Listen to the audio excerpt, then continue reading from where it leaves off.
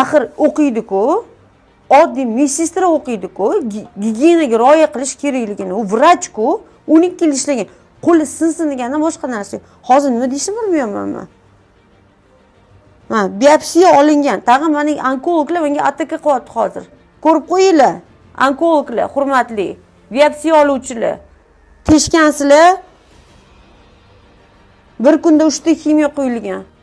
Ximiya nima o'zi javob beringlar yoki men bilmayman.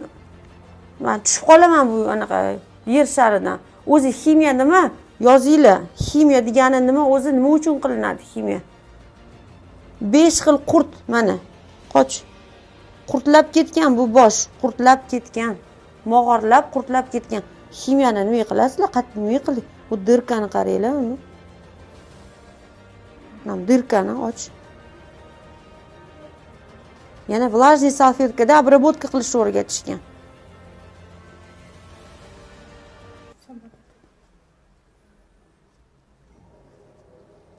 Juda gigiyenaga rioya qilish kerak. Jigar normalniy tortibasi bo'ladi. Buyrak ham ishlab turibdi. Jigar ham normalniy ishlab turibdi. Limfalarga o'tgan. Yurak ham yaxshi, o'pka ham normalniy. Tana yashagisi kelyapti. Hozir buni shu holda qo'ysa, tana sog', lekin bu yiring olib ketib qolyapti. Tana yashagisi kelyapti. Tanada quvvat bor hali. Tortsa bo'ladi. Lekin birinchidan gigiyena yo'q.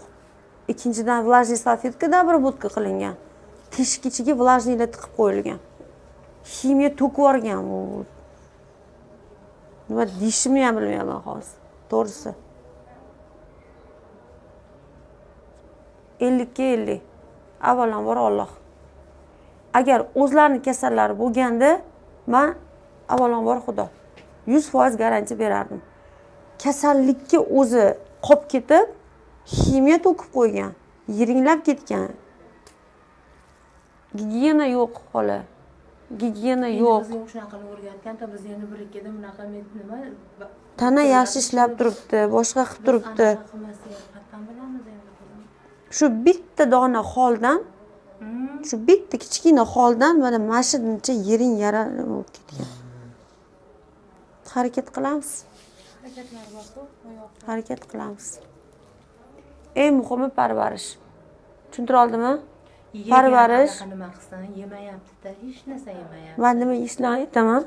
O'sha narsani endi siz bilan bizaga parvarishga, o'g'illarga, o'zlariga bog'liq.